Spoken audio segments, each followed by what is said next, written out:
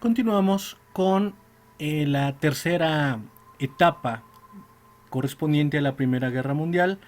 Recapitulemos un poco. La primera etapa fue la Primera Guerra de Movimientos. La segunda etapa fue la Guerra de Trincheras. Y la tercera etapa es la Segunda Guerra de Movimientos. También recordemos que la Primera Guerra Mundial se divide en dos fases: la fase continental y la fase mundial. Y pues bueno, continuando con esta Segunda Guerra de Movimientos, podemos decir que a fines de 1915 el balance era desfavorable para los aliados. En el año de 1916, los aliados apenas obtenían ligeras ventajas. Para febrero de 1917, los continuos desastres militares en Rusia provocaron el estallido de una revolución, tras la cual el zar Nicolás II abdicó, y aunque Kerensky, que era un revolucionario moderado, intentó sostener un gobierno democrático, tuvo que combatir contra sus propios compatriotas los bolcheviques, quienes tomaron el poder y deciden salir de la guerra.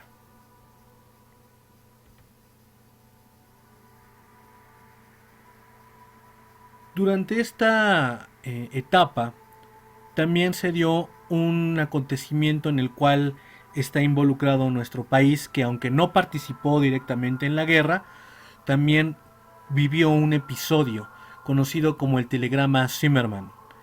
Este telegrama fue interceptado por el gobierno de Estados Unidos, que había sido enviado en enero de 1917 por parte de los alemanes a el presidente de México, Venustiano Carranza. En este telegrama, lo que se proponía al gobierno de México es que entrara a el conflicto de la Primera Guerra Mundial en favor de los ejércitos de los imperios centrales, o la Triple Alianza, en favor de Alemania. Alemania buscaba que Estados Unidos no entrara en la Primera Guerra Mundial y pues esperaba que México declarase la guerra a Estados Unidos, que este país se entretuviera con nuestra nación, y pues así Alemania podía seguir manteniendo sus ventajas en Europa.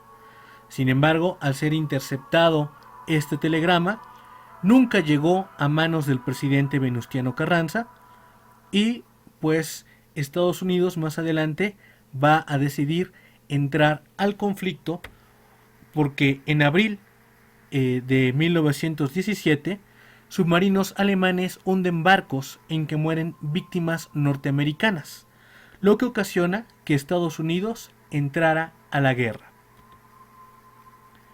Para 1918, cerca de 1.900.000 soldados americanos con abundante material militar reforzaron a los ejércitos aliados en Europa.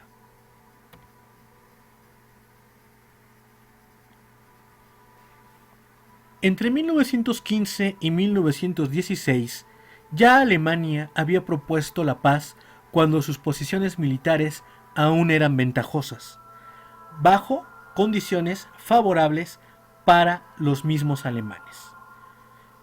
Tras esto, pues los países enemigos, que eran los aliados, en este caso Francia, Gran Bretaña, Italia y Estados Unidos, no aceptaron los términos de guerra de los alemanes y se continuó la lucha. A finales de 1917 y principios de 1918, los aliados de Alemania habían sido derrotados y el ejército alemán se encontraba muy diezmado, por lo que para noviembre de 1918 preguntaron al presidente Wilson de Estados Unidos si bajo sus 14 puntos los aliados aceptarían la paz, firmando el armisticio el 11 de noviembre de 1918 en un vagón de tren en Francia. En la imagen podemos ver al presidente que dirigía a los Estados Unidos durante este periodo de la Gran Guerra, el presidente Woodrow Wilson.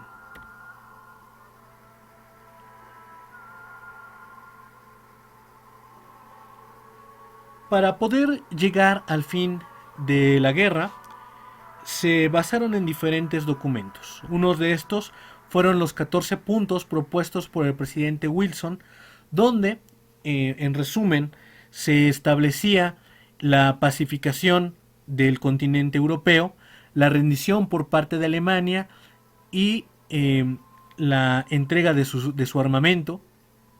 También se solicitaba en estos 14 puntos la devolución de los territorios arrebatados a los países aliados antes del inicio de la Primera Guerra Mundial, y también se proponía la formación de una sociedad de naciones que buscara garantizar la paz en los años por venir. Todo esto se llevó a un documento oficial que va a ser conocido como el Tratado de Versalles, donde los términos de la rendición de Alemania y sus aliados iban a ser muy desfavorables para estos. Dentro del Tratado de Versalles se obligaba a Alemania a pagar los gastos de guerra, a disminuir su ejército de cerca de 3 millones de soldados a un ejército de 100.000 soldados, a no tener submarinos de guerra y no poseer aviación. En esta imagen podemos ver en la parte superior el vagón del tren donde se va a firmar el armisticio en Compiègne entre Francia y Alemania. Aquí pues podemos ver a oficiales generales, tanto representando a los alemanes como a los aliados, dentro de los cuales había generales británicos y franceses, y pues ahí se establecían ya los tratados de paz. Se va a dar la creación de la Liga de las Naciones, propuesta por Wilson, donde esta Liga de las Naciones se va a conformar como un antecedente a lo que hoy en día conocemos como la ONU, que es la Organización de las Naciones Unidas. Se va a dar un cambio del mapa geopolítico en las naciones europeas y sus dominios. Algunas naciones, las perdedoras, van a perder territorios que antes pertenecían a sus estados.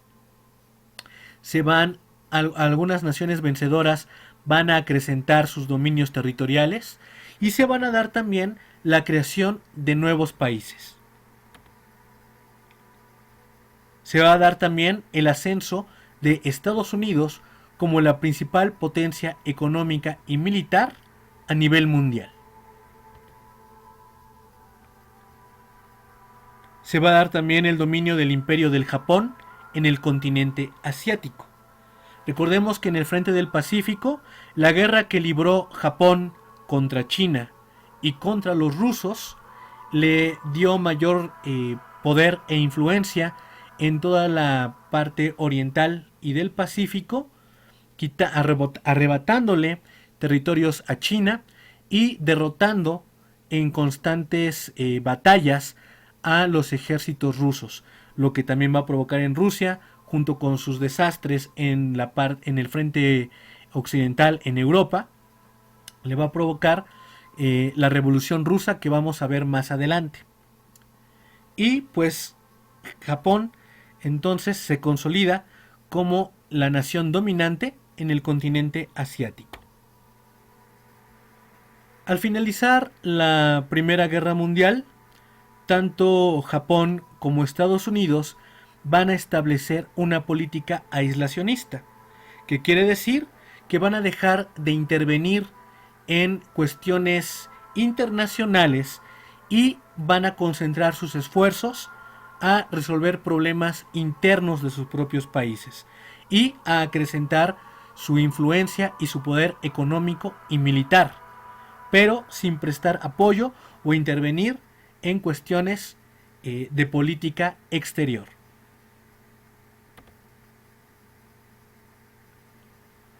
Y para finalizar esta videoclase, les muestro este mapa de Europa después de 1918, que fue el año en que termina la Primera Guerra Mundial. Como yo les decía al principio de estas videoclases, les mostraba un video donde yo les pedía que ustedes pusieran atención en la región de Alemania y de Austria-Hungría. Como podrán darse cuenta, Alemania, que bueno, aquí vienen en inglés los nombres de los países, Germany es Alemania, disminuye su extensión territorial. El imperio austrohúngaro se divide y se va a formar la nación de Austria, independiente de Hungría.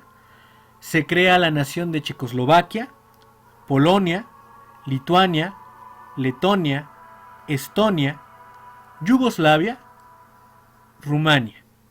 Y Rumania se va a conformar también, junto con Yugoslavia, de territorios perdidos que tuvo Bulgaria como una nación que pertenecía al bando perdedor. Y como podrán ver también en esta parte derecha del mapa, lo que era antes conocido como Rusia, tras la Revolución Rusa, se va a convertir en la Unión Soviética o la Unión de Repúblicas Soviético-Socialistas, también conocida como la URSS, temas que vamos a estar revisando más adelante. Y pues hasta aquí terminaría el tema de la Primera Guerra Mundial. Espero que haya quedado claro cada una de las diferentes fases, de las diferentes etapas. Y pues nos estaremos viendo en próximas videoclases. Que estén muy bien.